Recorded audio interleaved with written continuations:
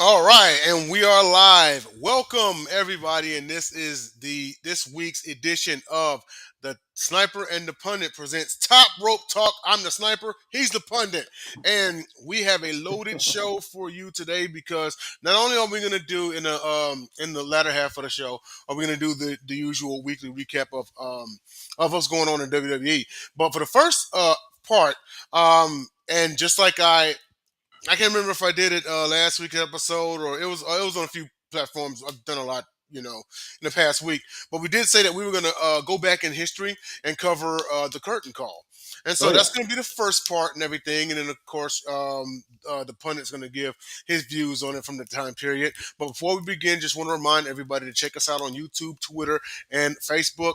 Denzel Snipes on Facebook as well as Sideline Sports Network.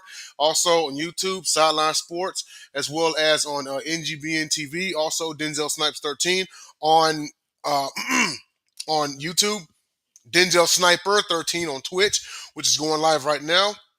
Also, we are airing live in the Facebook group Wrestling Discussions, which has been around for the last 7, 8 years and everything. So if you want to join, find Wrestling Discussions on Facebook, shoot us an invite, answer the intro questions, and we'll go ahead and let you in. We have a lot of fun in there, a lot of live threads, a lot of smack talk, so it's all good. But before we begin, how you doing there, partner? Good, good. What is it with these new graphics? Like we look like the thin blue line. Yeah, I know, right? Yeah, I know it's crazy, But yeah, it's the new streaming platform that we're on. It's actually done us pretty good here these last few weeks.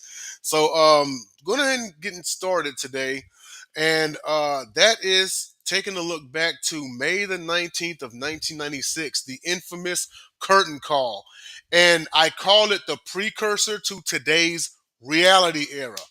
And what I mean by that is today everyone knows like what it is, right? They know that there's scripts and storylines and characters and everything, and pretty much nowadays like everyone knows what it is, right? Well, back then they had to protect the integrity of professional wrestling, and so with the curtain call kind of broke the fourth wall, I guess you could say.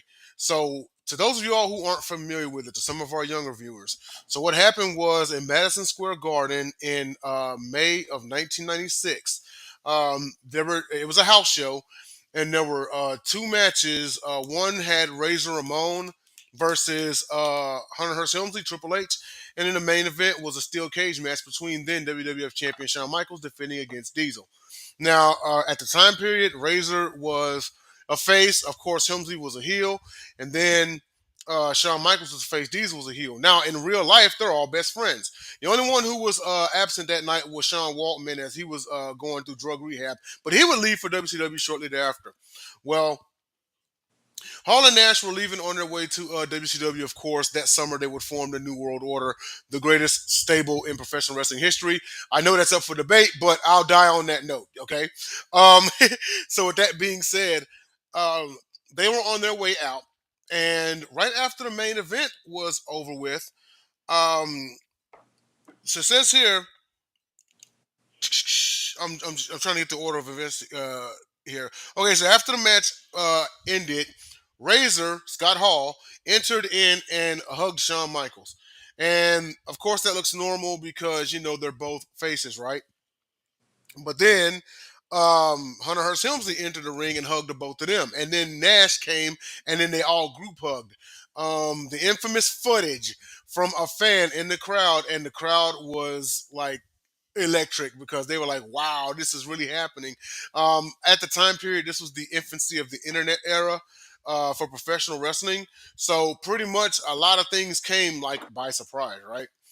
And so um, I wanted to get your thoughts and how this changed to the reality era. So, Jake, what are your thoughts on this? It started in '95 when Shawn Michaels was making fun of King Kong Bundy when they're both heels. It That started too. there, and Vince usually would be he probably would have snapped at him back at the locker room or back in the office, and he Hmm. wouldn't have cared. They were the click. We have every bit of the click to thank for the start of reality, which is now forever. You know Hmm. what I'm saying? We have them because really, you think about it this way, they go, what's the way they did it? It's like there was a meeting. They talked about this on one of those shoot interviews. The KF commentaries. Hmm. They talked about it in one of those shoot interviews. They go, the Bam Bam was getting mad. Bam Bam Bigelow was getting mad because the heels and faces are on the same bus, and it's all of those guys. Yeah. And he's Well, like, and to his point, there's another clique in professional wrestling that were very tight knit. Um, aside from the clique, and that was the Bone Street Crew, which were consisting heels and of faces too. Which were heels and they were faces they too. were a mix of heels and faces. Correct. Go ahead. Yeah, but it's like they were heels and faces too. But it's like Bam Bam's going like, hey, Bam Bam's like, he's like, I don't like it. They're getting all the blah blah blah. And Sean's like, I go on the road 300 days a year. You're not gonna tell me who to blah blah blah blah blah. And finally, Razor goes, hey, Bam Bam. I can't do his voice very well. Hmm. Bam Bam.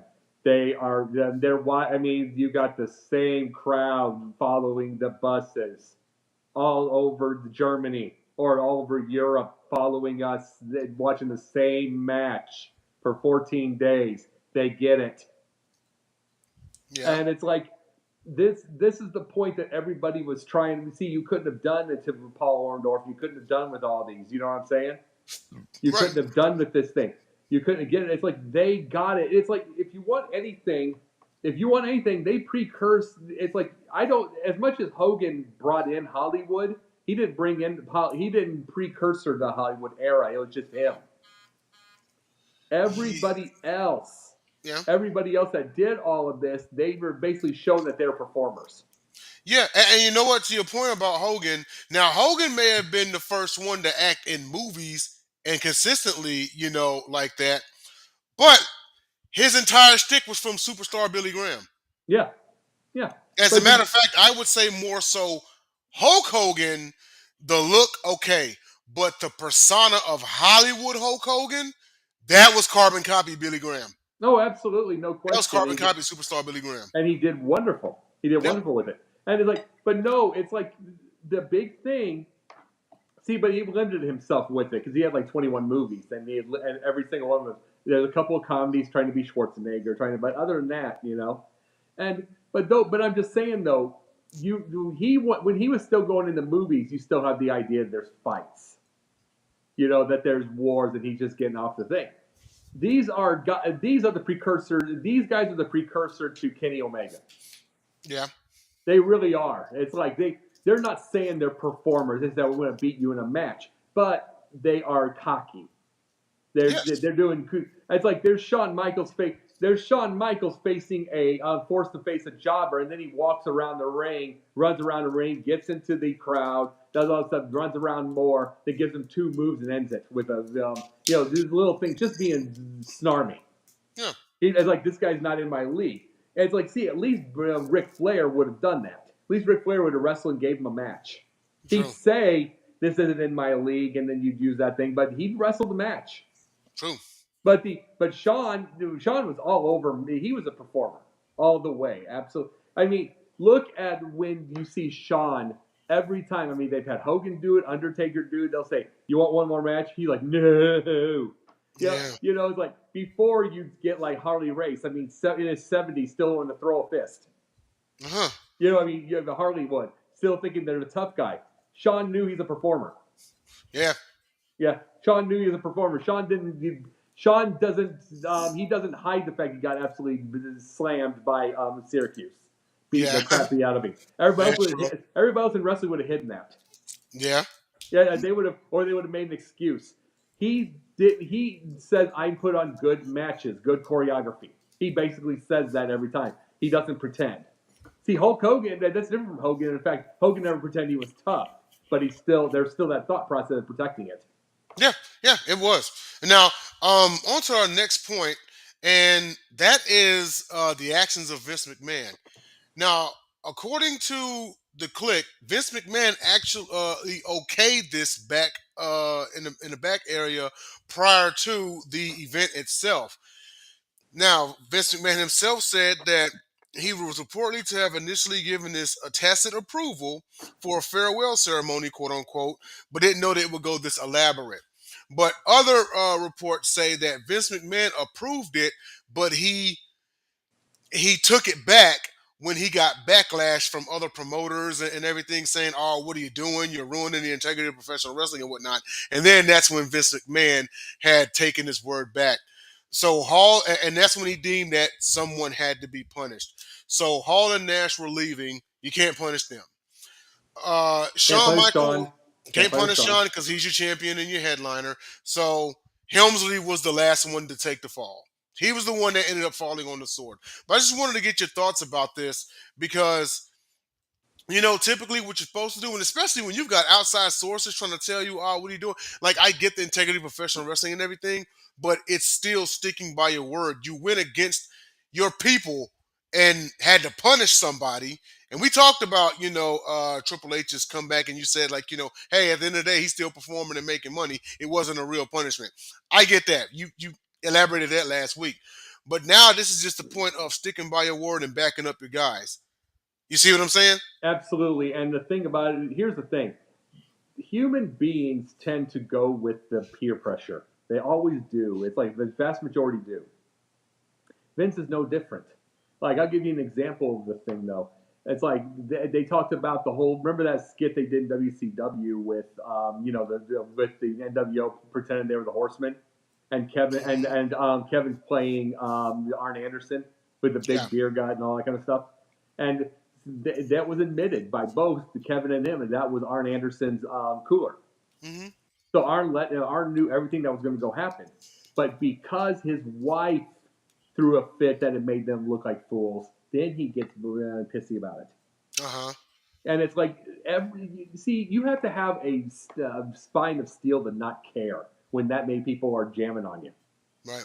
Especially, here's the thing: in the backstage, you got someone like Jim Cornette back there. You've got Pat Patterson back there. These are the oldest of the old school.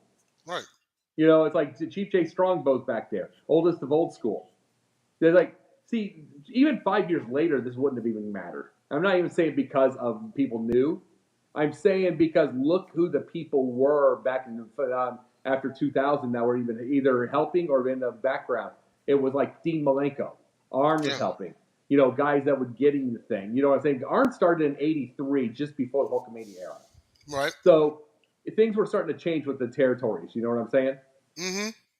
Things were starting to change with the territories, and you get that, and it's like, so Arn's not really in that deal. It's like you go when you had all of your agents in the back, and they're all really old school. Then 5 years later, you're getting Arn Anderson, Dean Malenko, who's between wrestler and agent at that point. Yeah.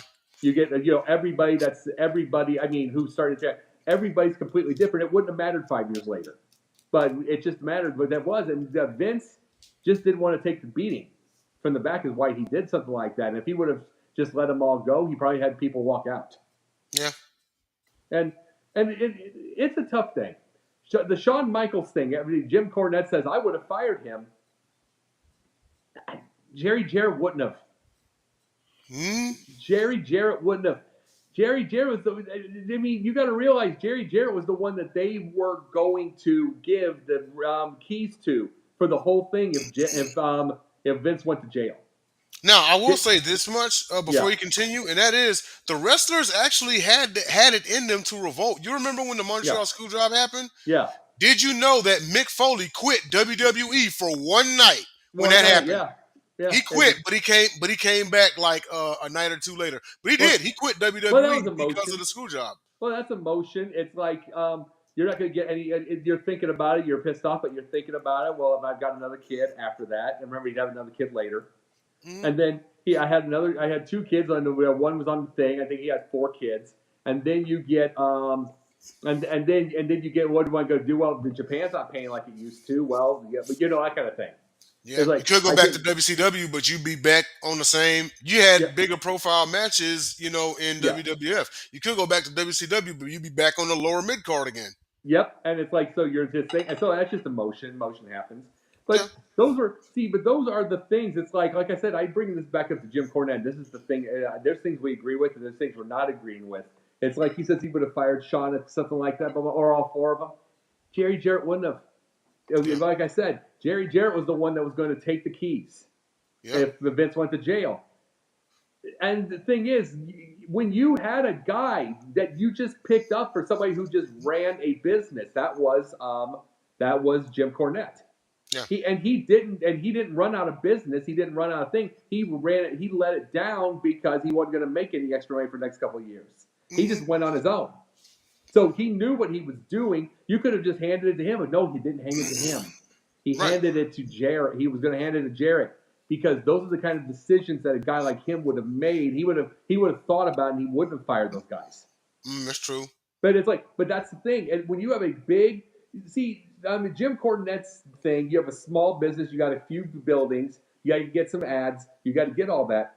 He doesn't have his TV deals are itsy bitsy, tiny. You got to deal with giant TV deals. You got to deal with Ford. You got to deal with all of these. Promotions. All of these kind of promotions. You got to deal with that Mattel. You got to deal with every single little detail, all of that, which Jim did not have. Yeah. So what if you fire? Okay, what if you fire Sean? You got to pay him for about 5 of the things because he's got himself. Oh, there's a dollar come out. You got to let that go. That'll lose money. And then not only that, but he's Shawn freaking Michaels. You fire him, he walks to the rival and is an instant main eventer. Yeah. Oh, no, there's no question. After being a main eventer anyway, and it's like, but that's the big thing. It's like you got to remember what they lost with Macho Man. They lost Slim Jim. They did. They lost Slim Jim with him, and it's like lose Shawn. Well, shoot, how much did they lose with Hogan when they let him go? Oh my God! Everybody knew Hogan. Remember, everybody knew. So how many ads do you lose with him? And it's like, how many ads do you lose? It's like, you got to remember, every movie he was around during that time, they got a piece of. You remember back in like 94, 95, that was like the poorest time period for WWE. Yeah. They were in dire straits. Yeah. A lot of that probably was because of letting Hogan go. Absolutely. And it's like, and think about this for a second. They got a piece of everything Hogan made for those years until he was gone. Mm-hmm. So him being gone, it's like it's just like stuff like that. You lose that, you lose Macho and Slim Jim. Yeah. And you lose all that. And it's like, okay, what do you lose with Shawn? What do you lose? What if all of them go? Remember, 2 of them were leaving. What if you lose them all? Woo! They weren't thinking of 100 that much, but they were going to lose 2. I mean, you had Sean Waltman going, then they could have lost the others. Yeah. And then that's probably with the way that they were going, that's probably the end of WWE. And not to mention, Waltman walked later that year. Yeah, and it's like he went to WCW too, so that'd been 3. If you make the wrong decision on that, that's 5. That's 5, yeah. Now, I mean, Hunter, he may have been iffy about it. Like, if you let him go, okay, he can go back to WCW, but remember the reason why he went to WWF in the first place? Because he wanted to be a big name. You know, Eric Bischoff offered him more money to stay in WCW, but he was just going to middle around on a lower card. And so he took the biggest risk of his life and turned that money down and came to WWF. You had an offer of 2 but then you years. let him go. You let him go, and then what? If you fire him and he walks to WCW, is the King of Kings? Does he ever exist? He made absolutely not. But think of this business decision he made. They said he would go from 2 years to 150. He said, "I want 1 year, 150." He said 1 year, and you see, instead of 2 for 75, he says, "I want 1 year, 150. You're going to know you want to keep me or you're not." So he literally gave himself an out to get the WWF the minute it was coming up. Yeah. And you got to think about speaking of assets, you got to think Eric Bischoff had Ted Turner's checkbook. That was his most powerful weapon during the Monday Night Wars. Mm-hmm. And we'll get to that in a little bit later. But that was his most powerful weapon. Oh, yeah. And think about that, though. It's like, think about how, just every decision that Hunter made is just a business decision that's leading him to now. Right. And it's like, his head was thinking, okay, I'll take the punishment. He's going to ask what the punishment is. That you're going to lose every week. You're going to lose every match. Hoo-hoo-hoo. Yay. Yay. I know that had to be in his head. Yay. Big deal. Am I going to wrestle? Oh, you're going to wrestle every night. Am I on TV? Every day. Am I on pay-per-views all the time? Yeah. Yeah. He'll get himself over, put it over, and then Vince will go one day. Yeah, your punishment's over now. I had a punishment. Yeah. No, I I could mean, I just think the see. most embarrassing thing. Okay, he lost a slop match to Henry O. Godwin. He lost to Warrior in 12 seconds at Mania. Yeah, or close to that, like 50 or something. But yeah, maybe. But yeah, those were his punishments. But he's getting the same money. He Yeah. wasn't. Ooh, and not to mention, Helmsley was supposed to win King. Him.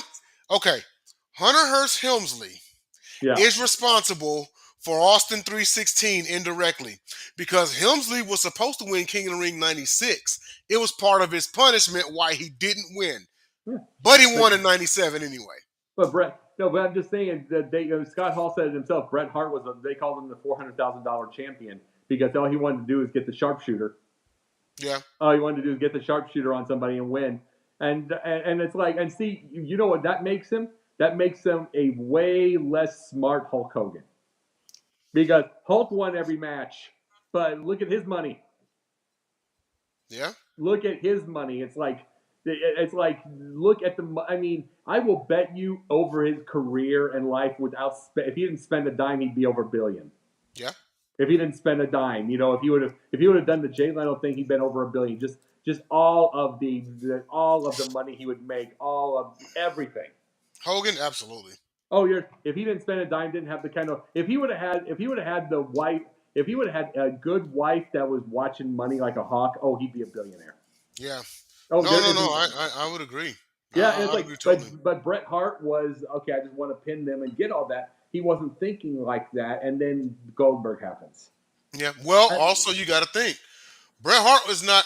See, Hogan's way more commercial than Hart. Okay, yeah, Hogan was about the fame. He was yeah, Hollywood. He was it. He was the brand, right? yep. All Bret cared about was wrestling. Wrestling been in this family for like 100 years prior to him coming along. He didn't give a he didn't give a damn about all the other stuff. He just wanted to wrestle and be successful. Absolutely, and so they brought that up. So Scott Hall brought that up that he was a $400,000 champion, and the thing was, he was the two number. Scott Hall was the number two babyface. Yeah, So he wanted Bret because he could not get any more money because Bret won NASK. right.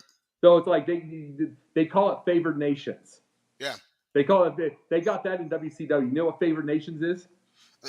You know what? I'm actually because I feel this we're segueing into the final part of this topic, and that is the reality era today and how the curtain call impacts modern pro Yeah. wrestling. Continue. Favored nations contract is basically when your top guy and you are part of them gets their money, Mm-hmm. the other ones get paid for it. Yeah. Yeah, and they got favored nations. Wow. They got favored Definitely nations. interesting. They got two raises. They got two raises before they even stepped in a ring because here's a funny story. Oh, Kevin and remember when Kevin left and Scott left, they had that stupid fake Razor and fake Diesel. Yeah. Well, they thought, That's an interesting story of how that came about that I can tell the viewers. yeah, So in around Octoberish, maybe Septemberish of 1996, on a special Thursday Raw Thursday, Jim Ross inadvertently put out the rumor that Hall and Nash were renegotiating with agents to return to the World Wrestling Federation. Eric Bischoff hears about this and he calls Nash and Hall into the office and was like, "What's this about?" And then they're clueless. They're like, "What are you talking about, Eric?" He's like, "Is this about more money? Is that what you want?" He then proceeds to take their contracts and rip them in half, print out new contracts with more money, and had them mm-hmm. signed. And basically, Hall and Nash didn't get told until after they signed, and they were like, "We weren't going anywhere, but thanks for the extra money." Yeah, So it actually was Jim Ross that got them paid more money yeah, after having already and just gotten basically there. they were basically like, Well, to be fair, Scott Hall, when asked the reason why he jumped to WCW, he was like, "Well," and you've heard him say this. He said, "In this business, you can make a lot of friends or you can make a lot of money." He said, "I've already made the friends. I like to make some money now." oh no, that was the thing I was bringing up with Hall. That was the thing I was bringing up with Hall was the fact that it's like he wanted to be able to make more, and he says, I'm tired of the what is the thing that he said? I am tired of the starving artist thing. I want to do signed lithographs. Hmm. And he wanted to get that kind of deal. And it's like they said one night they made $5 million in merchandise in one night in NWO. 5 million in one Wow, night in Japan.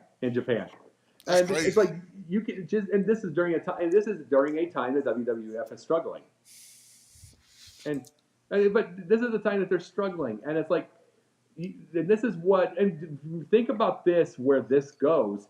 Vince did, remember, we all talk about Vince's all the chances he took. WrestleMania 1, WrestleMania 3, mortgaging things. Everything was mortgaging. You know it was mortgaged with WrestleMania 3 with that place. Hmm. Everything. Mortgage WrestleMania 1, WrestleMania 3, blah, blah, blah, blah. You know everything was mortgaged for the final part. Got to remember, the week before it was just some weak ass stage somewhere with those little shining lights. Yeah, The little flickering lights on that WWF board. yeah, The next week was that stage with all the yeah, pyro, yeah, and it's like he risked it all to look even cooler. yeah. He He did. risked it all to look even cooler. And it was like, and he had, remember, this is at a time that they have no water coolers in there. Yeah, He had to risk it all to do that. yeah. You gotta wonder if that was the really turning point. So to Yeah. kind of round this topic off, just wanted to get your thoughts on how the curtain call impacts modern pro wrestling, how it impacts today. You can give some examples or just your personal thoughts, Oh, just how it impacts today, because we can point at some instances that could directly lead back and be like, wow, that kind of came from back then. yeah. Oh, without that. Well, you got to realize now, heels blast heels all the time on each other, all the time. They have. I mean, they blast heels. Faces argue with each other all the time. It's like it's not real heel and face compared to what we saw. Yeah, it's like you got to remember, baby faces were all best friends. Heels were all best friends. Yeah, right. It's like, yeah, right. You have to think there's a business here. You don't think that you think all of them were like they're just in their tights all day long. I mean, really? And they're like, Yeah, it's so they funny. literally travel up and down the road together, like Yeah, and it's a traveling circus. You're trying to make everybody's a target. yeah, Everybody's a target, but really now, where did the curtain call bring everybody on a red carpet, up and including Jonathan Coachman, like back in the time. You know what I mean? interesting. Up into and including that, up into including all of the announcers, up into including all of those. You know what I mean? You got to Yeah, remember the opening of No Holds Barred was you don't know who's following the opening, like a couple local news stations and primetime wrestling with Gorilla and Bobby. yeah, That was all. I mean, they just pretended they had a red carpet, blah blah blah blah. But it's Bobby making fun of everybody. But yeah. it's like now, oh my God, everybody. I mean, look You at talk a red, you talk a red carpet. WrestleMania is literally like the Super Bowl yep, of pro wrestling. Because look at how the Super Bowl is treated and prepared for in like the weeks leading up to it, and then look at WrestleMania and how it is, and it brings out the celebrities and the stars and everything, and there's all the glitz behind it, and just like I mean, yeah. So when you talk about back then, like oh well, one night they had the backdrop, the Raw backdrop, and then the next night the stage, you know, and then yeah, how oh well they couldn't afford water coolers. Well now it's fully catered back there. You go back there and find all kinds of food, and it's just the differences in times, But I mean with the curtain call and how it impacts now is people know what it is, and now there's not so much pressure for wrestlers to protect the integrity of professional wrestling. Of course, you got to keep some kind of integrity. You know what I mean? But at the same time, it's kind of like that time. I think it was the Wild Samoans. Hulk Hogan almost got arrested because the Wild Samoans. They was yeah. the I Wild know that Samoans. story. They was Yes, they was in character.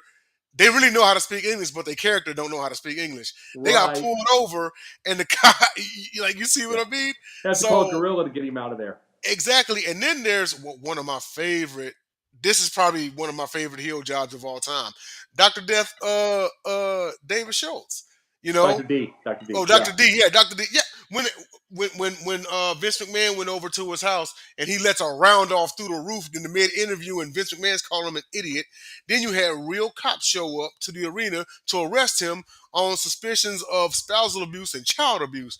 Like that's a hell of a heel job, and people were really calling the cops based off these vignettes. Like that's how you sell a character. He got the cops called on him, you Oh know. yeah. And nowadays there isn't so much pressure. Like, okay, Roman's an asshole on camera, but if you were to see him walking in the airport, he'll probably take a picture with you, you know. Whereas back then, if Macho was a heel, oh, don't approach him in the airport. He's gonna act Yeah. like an asshole. And well, and the thing is, let me tell you this: you had to know how. Everybody had to know how to fight, or you got fired. Yeah. And let me tell you this part: Hulk Hogan's not a fighter. Jake the Snake probably not. He even says himself he even says himself that his look is more dangerous than his bite. You know what I mean? Oh I yeah. mean, I mean, yeah, he was one of the most menacing looking look, yeah. characters. But Period. he even said himself he's scared to get into a fight and stuff like that. It's like Hacksaw Jim Duggan, he can fight all day. You know what? But I wonder how many people he legit intimidated, like in public. Yeah. Jake Oh the yeah. Oh Snake. no. Oh yeah. Absolutely. But I was Jake looked saying, like a serial killer. oh no question. But what I'm saying though is okay. Coco Beware win a fight all day long. Hacksaw Jim Duggan win a fight all day long. Ronnie Garvin win a fight all day long. Hammer Valentine win a fight all day long outside of each other. Anderson win a fight all day long. Huh? Arn Anderson. Oh yeah.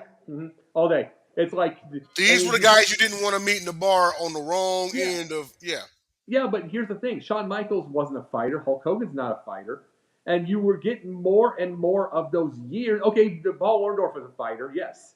You know all the Probably the you, only legit fighter out of the clique would be Waltman. He has an actual martial arts yeah. background. Oh yeah. Well, I'd say Nash because he was from Nash. Detroit. Nash is probably more athlete, seeing as he Yeah, played basketball for Tennessee. sure, but he was from Detroit, so he probably got in his own So he fights. probably got But, into it, yeah. So yeah, yeah, but probably Nash too. Nash is probably the street fighter out of all of them. yeah, and it's like, but I'm saying as the time went on, is you got to think of this where this go. Less and less and less and less guys were fighters. It's like Yeah. outside of the old school guys that you would bring in to play, like Bill Irwin, for instance, that you go play the hockey player, or you get these old, or Freddie Joe Floyd, that kind of ridiculousness. Those guys Mhm. could fight, but outside of them, it's like you had less and less and less and less and less guys that they were more performers than they were fighters. So you kind of had to be able to do this because you're going to get more wrestlers start to get their butt kicked. Yeah. By professional, and then they can hurt Vince Yeah. because they're going to be the idea. Oh, see, I whooped his butt, whatever. See. Here's the thing: you get Bill Watts, and he could just say you're gone. Yeah, I'm that's true. gonna get a tough guy. But here's the thing: even during that time, he knew his pretty boys with the Rock and Roll Express. Ricky could fight. Yeah. Not Well, Ricky, Robert. Robert. look at Vern Gagne in the AWA. In Yeah. order to be world champion, you had to have a legit wrestling background. Yeah. Oh yeah. I'm saying Robert could. Ricky's not really a fighter, but Robert could do it for both of them. Yeah. And it's like even his pretty boys they could be able to do it, so he didn't have to worry. But if Vince fell to that, more and more of them were performers. Then someone's going to beat them up in a bar more and more and more. That's going to hurt his business. So he had Yeah. to do that. He had to go to New Jersey and say this is entertainment now. He had to do it. Yeah. I mean, like you Besides the look at taxes. like Sean, like okay, Sean's not a fighter, you know. Helmsley, well, Helmsley grew up bodybuilding. You know what I mean? Yeah. Like, I'm pretty Yeah. sure he could hold his own, but he Sure. grew up bodybuilding. You know what I'm saying? He's Like a that was his businessman. forte. He's Yeah. Well, he's the a type that'd rather businessman. talk it. Well, he's a He's been- businessman now. You know. Oh, he's been a businessman forever in his mind. He's probably the one that was trying to chill people out and let's have a beer. Because Probably he didn't so, want to yeah. get sued. He didn't want to get sued. Yeah, probably so. You know what I mean? And He can hold I mean, his own. shoot. Well, then look at Scott Steiner. You know, in real life, Scott Steiner's real soft spoken. Rick is yeah. probably the one you should be scared of. Oh yeah, but it's like no, but Rick, but I'm saying, but with the Triple H doesn't mean he couldn't handle himself. I mean, he threw that guy that was attacking Austin from behind, in Germany, and he did that suplex on him. Mhm. Did you see that one? Did you see that Yeah, real yeah, thing? yeah. Yeah, Triple H. Yeah, Triple H threw him off and just started banging on him. It's like, yeah, he can hold his own, but it's like that was he's not going to get into fights in bars. He's not going to get sued. Yeah, that's true. All these other guys from the ages couldn't have cared less. They Yeah. just give you a stack of money and it's over. And Different day. yeah, just buy him a drink, talk about it, and then Yeah. I and then mean, be on the way. oh, and it's like Andre, who's gonna? Okay, you can sue Andre. He probably got sued 50 times. He just had stacks of bills. He just give them to you. Hey, another one you wouldn't legit mess with would be Goldberg. I mean, he did play Yeah. football. He Yeah. did play. He was an edge rusher. Oh, absolutely. The big these are the biggest things though. Is what I'm bringing. What did it bring? It made it better for the wrestlers because Kevin Owens doesn't have to really worry that often. I mean, Kevin Owens fight. He really doesn't have to worry about going into a bar and doing that. He really Yeah, doesn't. You are also home 4 days a week, truthfully, if you're a big guy. You're yeah, with your kids more. You have so many things. You don't have to worry about people. I mean, this isn't the 80s where you went in there and you protected the business. 70s and 80s. And yeah. True. I the stories are awesome. The stories are awesome from Jim Cornette. He has an amazing podcast with his stories. Yeah. And I'm not even going to say that it was worse now because of the internet and all that stuff. I'm not going to say that because some people are going to do it anyway, even when they're video. You know what I mean? When they're recorded. Yep. It's not that. It is the fact that we have to, as a world, think like a business. Yeah. We need to That's think like a true. business. We need to use our fighting skills to protect ourselves and our wives, Hmm. or your own, or your husband's if you're the woman wrestler. You Yeah. need to. It's like, and you get, and it's like, I'm just going to say this, and most of the time you don't get it because Ronda Rousey's husband's 6'8". Yeah. Yeah, Travis and Brown. he's 300 pounds. Yes, her husband, and he can handle himself. She's not having to protect him, but she would. Well, she would. Yeah. Yeah, but she But would. But I'm like, she didn't have to stake up for him, but she would. And it's like, but that's the thing. You don't have to do this. It's not really that big of a threat anymore. There would probably be a hell of a lot of stress to get into that many fights. Because if you're in that many fights, you're going to lose one. yeah. You're going to get nicked. You're going to get nicked by somebody. Yeah. Of course. It's, I mean, just take a look. Just take a look. One of the toughest guys we ever knew. I'm talking about Spider. The MMA guy. Yeah. Oh Silva. yeah. Anderson Silva. Silva. So Anderson Silva, Spider. I mean, impossible to beat for 8 years, and then he broke his leg. Yeah. Any fight, you have a chance to get nicked. And that's the thing. It's like there's a nervous aspect to all this unless you're totally drunk. It's like you lose one, the job's gone. Yeah. And then Bill Watts is going to tell you, he's going to tell every person around that guy lost a fight. Don't hire him Yeah. because he's going to hurt your thing. You don't have that nerves anymore. Yeah. That is true. Well, do want to move on real quick to our recap topics, and we're gonna start with SmackDown recap from last Friday. So Carmelo Hayes advanced in the U.S. title tournament. He defeated Grayson Waller. Randy Orton confronts Roman Reigns. At the end of the program, we saw the return of AJ Styles, and he attacked the Bloodline, but then he attacked LA Knight. So is Styles versus LA Knight loading? And is this a potential blockbuster match? Oh yeah, it's like not quite sure. Not quite sure people want to boo AJ anymore. But then he's getting older. Then he's in his 20th year, Hmm. and it makes me laugh because I remember when I did a bodyguard thing at an indie show one night. I met him in his second year, in AJ. Hmm. So it's just amazing. It's over 20 years now. Yeah, that's So crazy.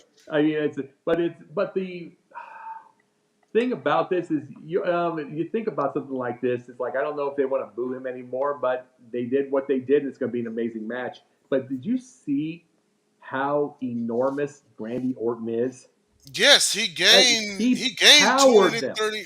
He gained 20 to 30 pounds of muscle in like 18 months. He went from 250 to like 275, man.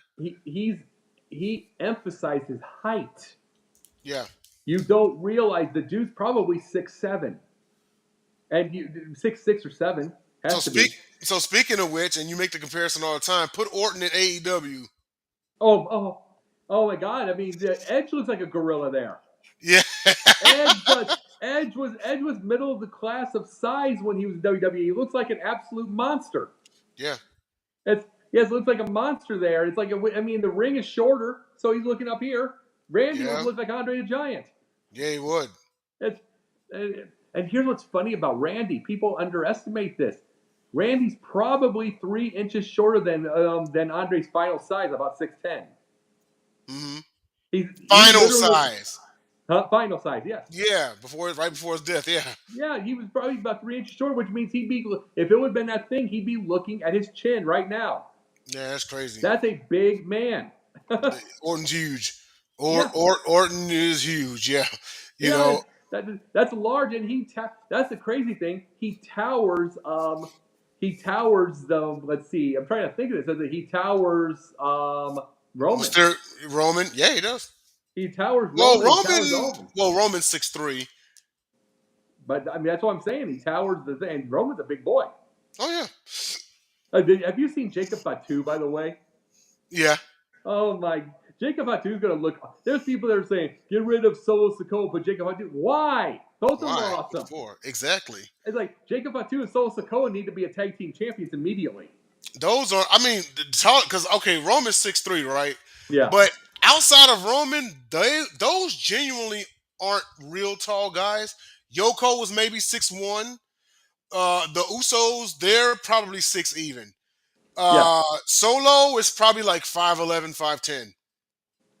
So I'll tell you that was the thing. Solo, if you attack his guy or go after it, Solo normally gets you. He normally beats you to death doing that. He just watched him. That was just like that was the ultimate thing of respect. Yeah. Yeah. Agreed. But Randy. But the thing about it, Randy needs all that muscle now to protect his back. That's probably why he put it on. Yeah, he probably has to protect his back. He'll probably lose it when he retires. Probably, and because remember, every doctor in the world told him like, don't go back. You need to retire. And then Yeah. they probably was like, you know what? If you're gonna go back, you're gonna have to put on a lot of muscle. And he said, bet.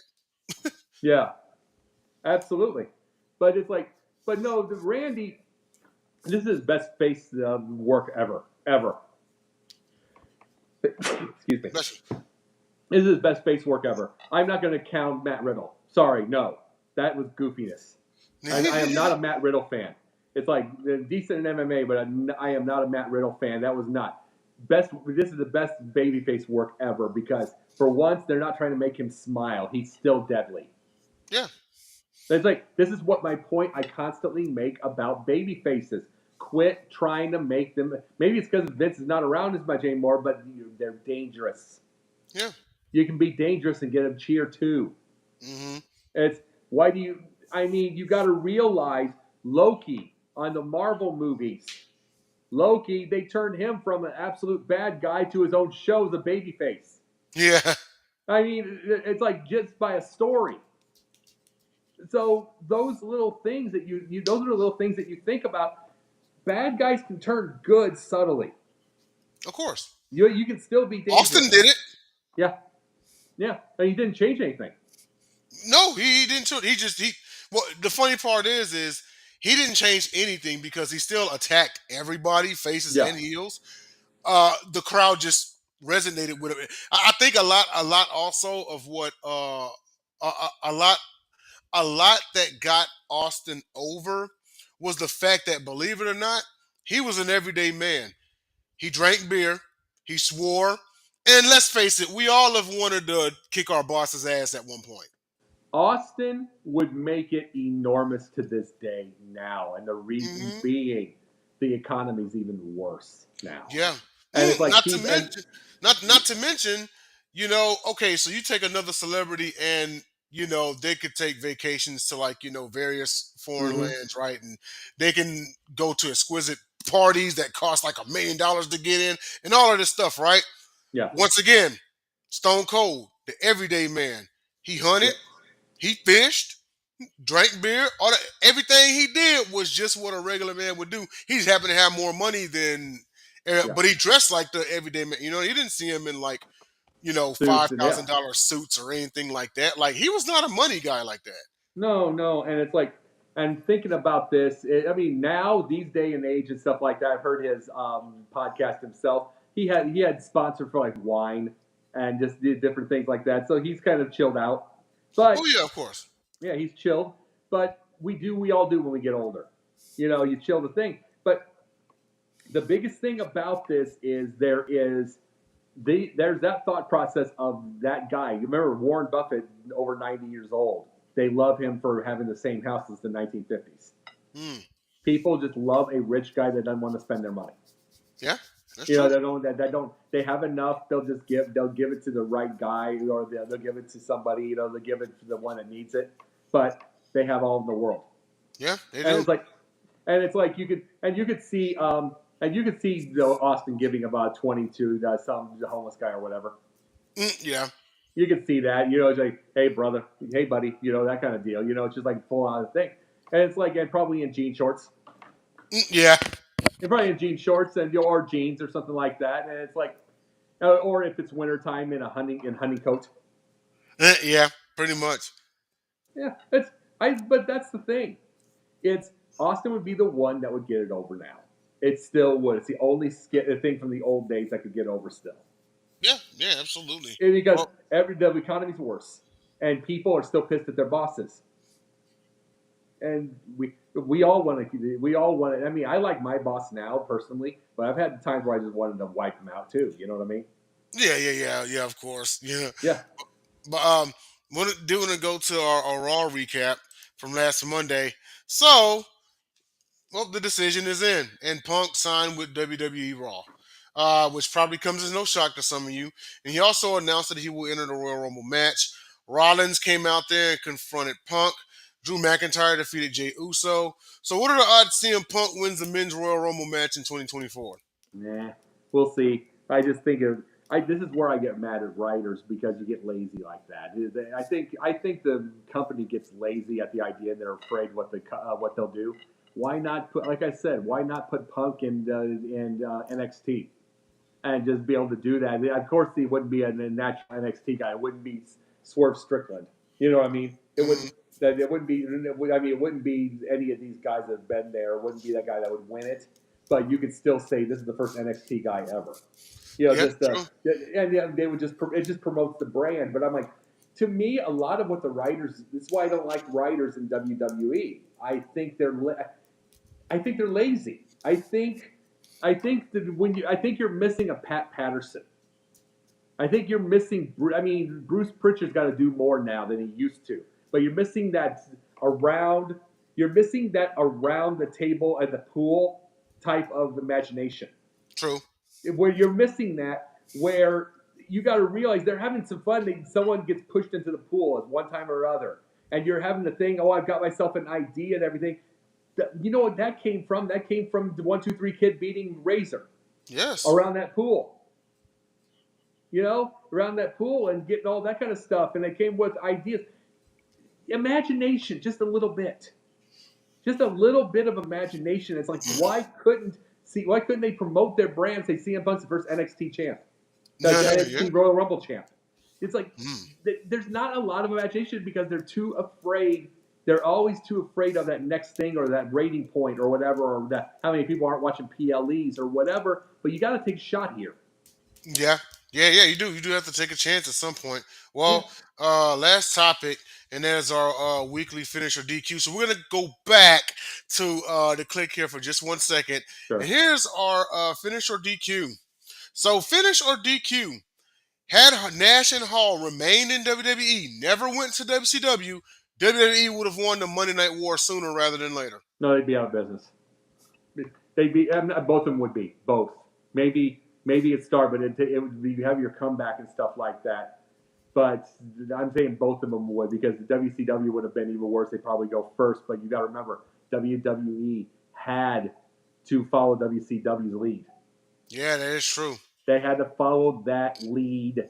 And it's like, and you had to get, as I said, I think they're both out. I think wrestling's still around, but boy, it just would not be the same. Hmm. You know, it's like, Interesting. because it's like you gotta think of these things here. It's like they had to, you gotta remember, he doesn't take a chance at spending his money to go get upset if Nitro sets aren't looking awesome. Hmm. He's not doing that because he's trying to save his money. He's not even putting water bottles anymore. You know what I mean? It's like he had to take that chance because WCW was just blowing him away. Yeah. And so, no, I think they both. It was the best thing to do at that point, and it was an amazing storyline. with the NWO. Well, also keep in mind, Nash and Hall going over there became the reason why WWE had to follow WCW to even be anything. So if they remain back and you still have the creation of Degeneration X in the wings, but also at the same time, there's no DX without the New World Order. So what happens, you know? Nash said this, and I'll tell you this. Nash and Hall both said they didn't know that the click was coming up on the tank. Yeah, They didn't know it was too late when everybody was closing the garage door. He would have opened the garage door and they would have had some beers and and done the whole thing. And I'm like, that would have been pretty damn awesome, actually. it would have, yes. That would have made Vince and Eric both mad because it promotes both their shows, and they were very narrow minded in that case. Mm-hmm. It's like if you put each guy on each show, wrestling booms even faster. Oh, yeah. It booms even faster than it did because it wasn't until 98 where everybody's flipping back and forth. Yeah, that's That true. was like 96, 97. That would have boomed it to the moon if you get their guys coming over here. Yeah, And, that's true. and then you could have simulcasts on both things, like you did in their final show. You have simulcasts. There's Triple H and Shawn and all them over, and then there's the hey Vince, what's going on? We'll have them beers, Yeah. And it's like, and then you could have brought Triple H and all them out on Nitro and all that kind of stuff and walk and do everything. That doesn't put WCW out of business. Yeah. That doesn't put them out of business at all. There's that fear. It's narrow-minded. That would have just blown it up because how do you know what's coming next? Yeah. It's like the big guys come. It's like you got to remember that was what made WWF does with the beer truck, the Zamboni. Mm-hmm. What's coming with Austin? WCW didn't quite have that, and if WCW could have followed with WWF's guys on our network, there's that blows them up too. So you're saying both entities would have self-destructed? I think it would have been this. Yeah, I think both would self-destructed with the thing because neither of them would have tried to change government. They were fighting each other, so they're coming up with ideas. Of course. They're coming up with ideas and do all. But I'm saying, I think they were narrow-minded in the whole when the tank was coming there. Let them in. Let them in. Let them in. It irritates both Vince and Eric. That'd But have been huge. that is, and if anybody has a thought process, there's a simulcast. Oh yeah. There's a simulcast all night, and you go out to the ring. They both have their thing. WCW can say WWF, we took their guys for that, whatever. WWF can say we took over. Yeah. And then Interesting. and then guess what? Both of them are gonna have an 8 rating next week. Yeah. They're That's both true. gonna have that's gonna be a regular, and that's the point. I don't think you're gonna have 83 straight weeks if that happens. There's No. little things that you have to think about. Yeah, that is true. Well, that does it for our telecast today. Thanks to everybody who took a peek in here. And also, be sure and follow us on YouTube, Twitter, and Facebook. Once again, Denzel Snipes on Facebook, Denzel Snipes 13 on YouTube, Denzel Sniper 13 on Twitch. And also, Jake, let them know where you're at, man.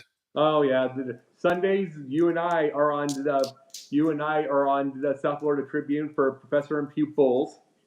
And then Mondays here, Wednesdays for this week at least it's Pundit and stuff and the Sports Exchange, but normally Thursdays.